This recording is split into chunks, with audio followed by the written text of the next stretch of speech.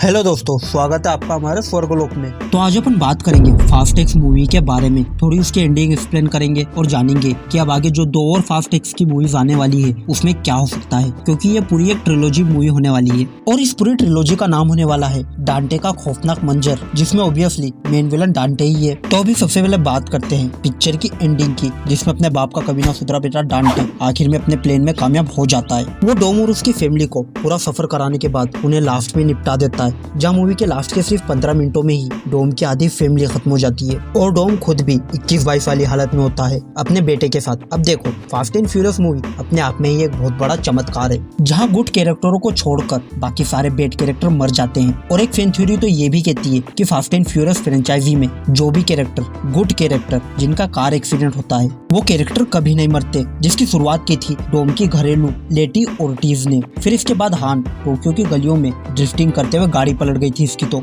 और ऊपर से गाड़ी भी ब्लास्ट हो गई थी इसकी तो, फिर भी बच गया। और अभी का ताजा माल जिजेल। अब टेक्निकली देखे तो जिजेल का कार एक्सीडेंट नहीं हुआ, बल्कि वो तो चलती कार से कूद गई थी, जिसकी स्पीड भी अच्छी खासी थी, पर फिर भी वो जिंदा तो है ना।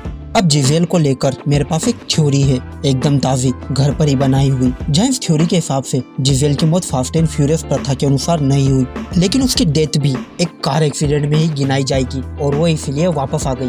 खैर, मेरी मेन थ्योरी ये नहीं है, बल्कि मेरे हिसाब से शायद तक फास्ट एक्स के लास्ट में जो गेल गैडोट का कैरेक्टर हमें दिखाया गया वो जिजेल हो ही ना। अब हाँ, थोड़ा बचकाना साउंड कर रहा है, पर देखो समझो, ये सिर्फ एक थ्योरी है और फास्ट एक्स के लास्ट में हमें ये भी नहीं बताया गया कि ये जिजेल है या नहीं। ये बस आती है, दूरबीन से भाभी ननद को देखती है, हंसती है और मूवी खत्म। तो इसके इस सार ने मुझे इस सार पर पहुंचाया कि जिजेल जिस स्पीड से कार से कूदकर मरी थी वो कार एक एयरप्लेन की स्पीड को मैच कर रही थी, और अकॉर्डिंग टू गूगल पापा एक प्लेन की लगभग स्पीड 450 से लेकर 500-600 किलोमीटर प्रति घंटे की होती है। और इसी स्पीड से जब जिजेल कार से कूदी होगी तब इलाज करने लायक उसका शरीर भी नहीं बचा होगा, जो वो दवाई पट्टी लगाकर ठीक हो जाए। लेकिन फिर भी ये तो यहाँ खड़ी है, तो देखो शायद तक ये जिजेल की बहना हो, जुड़वा बहना, सीता गीता टाइप। अब देखो, ऐसा हो भी सकता है क्योंकि जब डोम का भाई जॉन सीना हो सकता है, उसकी रेड कैचर वाली साली हो सकती है, उसकी पुरानी पिक्चर का नया विलन हो सकता है, तो भाई ये भी हो सकता है।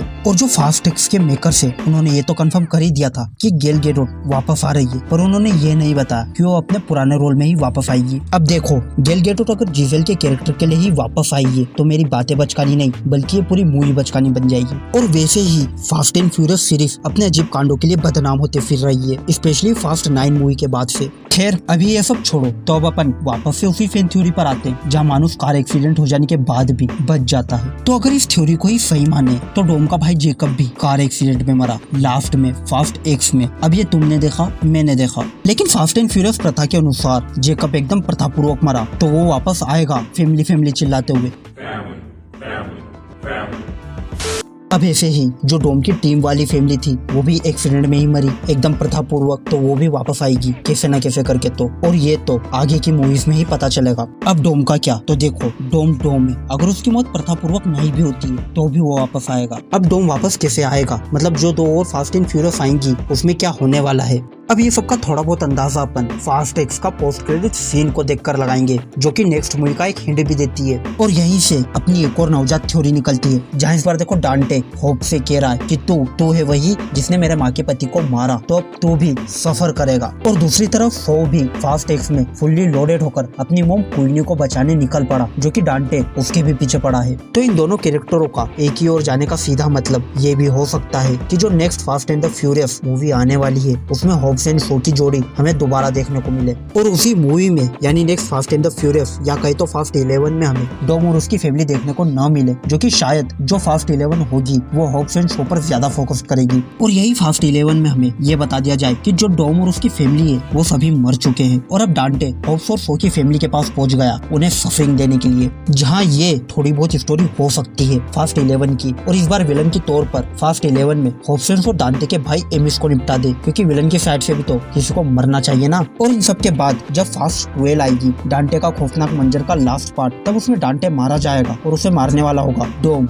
खैर, अब जब डोम जिंदा है तो वो फास्ट 11 में मिसिंग क्यों रहा, तो इसका रीजन शायद तक ये हो सकता है कि जब फास्ट एक्स में डांटे ने डोम और उसके बेटे को मारने के लिए पोल डिस्ट्रॉय किया था, तब दोनों बाप बेटे सर्वाइव तो कर जाए पर डोम को कोमा कांड हो जाए और वो भाई बिस्तर पकड़ ले। और रही बात उसकी फैमिली की, तो देखो जब घर का ही मुखिया बिस्तर पकड़े हुए तो बाकी फैमिली क्या करेगी। और अब डोम की वाइफ लेटी और चीपर का देखे तो उनके भी अपने अलग ही मसले चल रहे। जिंदा हाई सिक्योरिटी जेल तोड़कर भागी है दोनों, जिससे कि ये भी कंट्रीज की मोस्ट वांटेड लिस्ट में शामिल है। और इसके चलते ही ये भी बिना डोम के अकेले ही डांटे से नहीं ना लड़ेंगी, तो शायद से ये सब भी डोम के साथ ही अपनी वापसी करें। अब इन सब के बाद रही बात मिया की, तो वो भी अपनी फैमिली के पास वापस लौट गई होगी ब्रायन और अपने बच्चे के कन। जहाँ वो भी सेफ नहीं है तो वो भी जरूर से डोम के साथ ही कमबैक करेंगे फास्ट 12 में। जहाँ कुछ रूमर्स का तो ये भी कहना कि हमें फिर से ब्रायन ओकॉर्नर का कैरेक्टर दिखने वाला है नेक्स्ट फ्यूरियस पार्ट्स में। जहाँ इससे पहले स्टूडियो ने कंफर्म करा था कि वो लेट पॉल वॉकर की जगह किसी और दूसरे बड़े स्टार को नहीं देने वाले और उनका जो ब्रायन ओकॉर्नर का कैरेक्टर था वो उसे अपनी फ्रेंचाइजी में रखेंगे।